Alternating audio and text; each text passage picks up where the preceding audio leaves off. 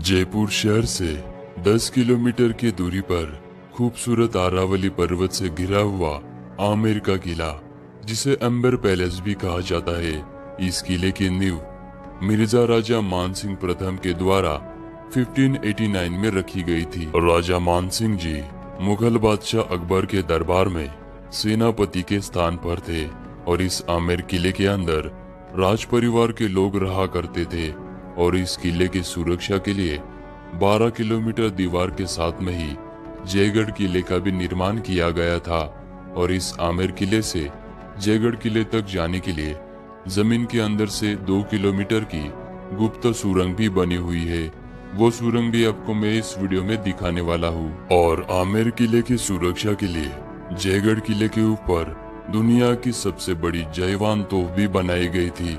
इस तोफ का वजन 250 टन है और इस तोफ को मात्र एक ही बार चलाया गया था और जिन सैनिकों ने इस तोफ को चलाया था उनके कान के पर्दे फट चुके थे। आमेर किले को देखे बगैर जयपुर की यात्रा आपकी अधूरी रह सकती है, क्योंकि आमेर किले के अंदर दुनिया का सबसे बड़ा और खूबसूरत शीश महल बना हुआ है, जहाँ पर राजा दिन में मशाल जलाकर अपने रानी को चांद और सितारे दिखाया करते थे।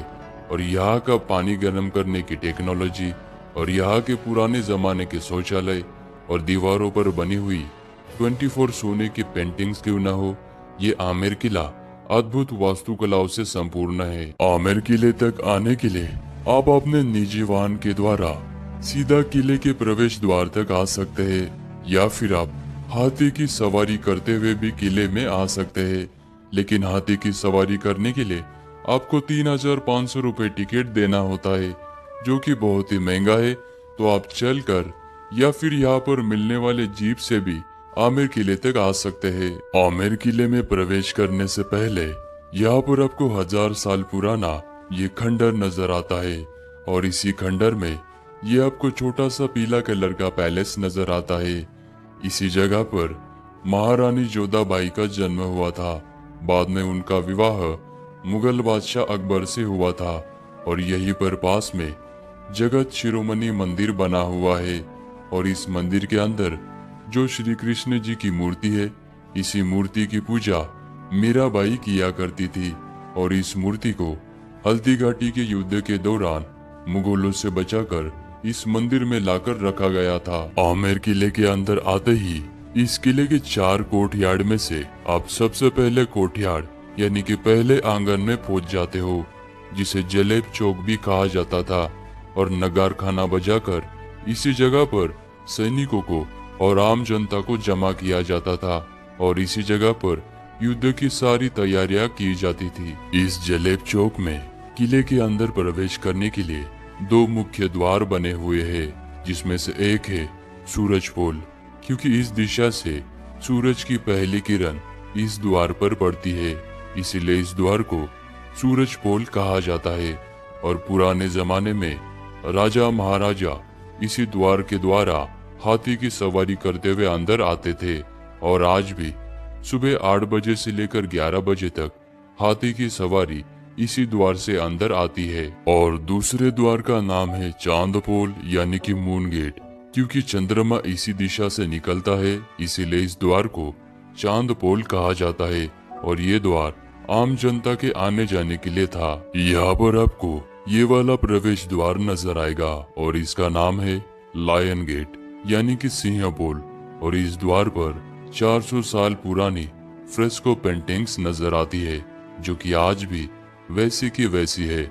और इसी लायन गेट से प्रवेश करते हुए हम इस किले के दूसरे कोर्टयार्ड यानी कि दूसरे आंगन में पहुंच जाते हैं। अंदर की तरफ आते ही संगमरमर और लाल बलुआ पत्थर से बनी हुई ये 48 स्तंभ की दीवाने आम की इमारत आपको नजर आती है।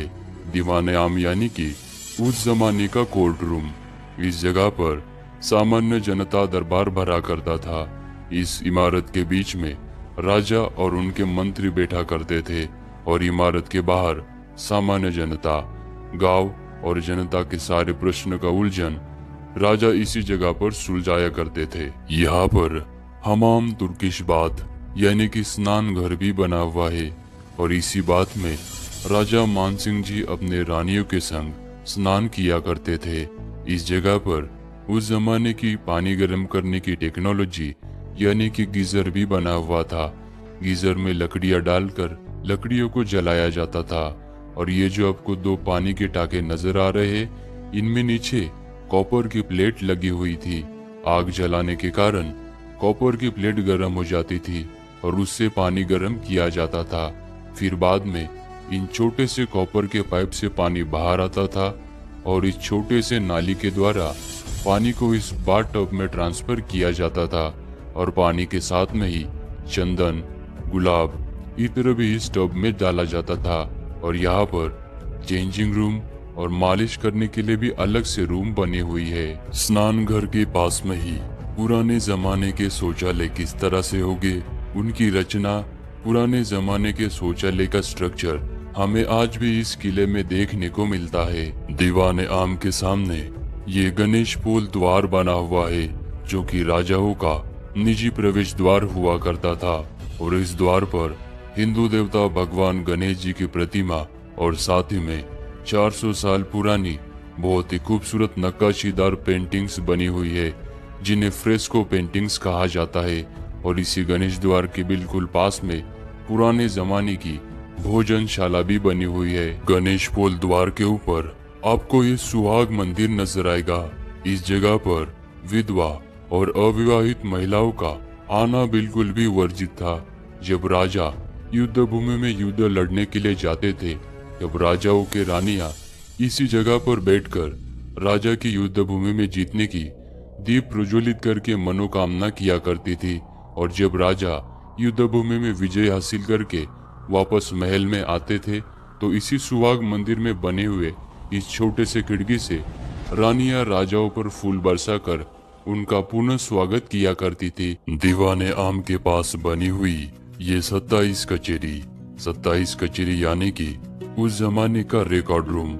महाराजा के अधीन उस जमाने में 27 जहागीर यानी कि 27 राजवाड़े हुआ करते थे। और उन 27 राजवाड़ों का लेखा जोखा इसी जगह पर किया जाता था।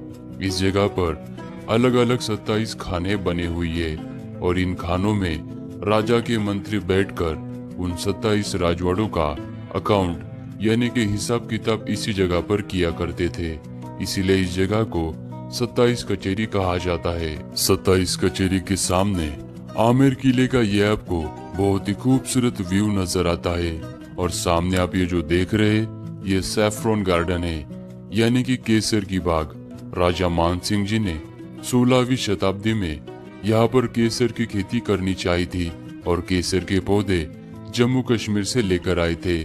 और इस खेती के लिए राजा ने आसपास इस खूबसूरत मावठा झील का भी निर्माण किया गया था। लेकिन इस जगह पर गर्मी ज्यादा होने के कारण राजा केसर की खेती करने में विफल हुए थे। गणेश पोल द्वार से अंदर आते ही आप इस किले के तीसरे कोठियार्ड में पहुंच जाते हो और यहाँ पर आपको ये शीश महल यानी कि दीवानी खास नजर आएगा।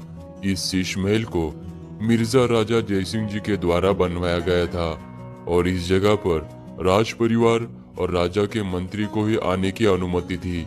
सामान्य जनता का यहाँ पर आना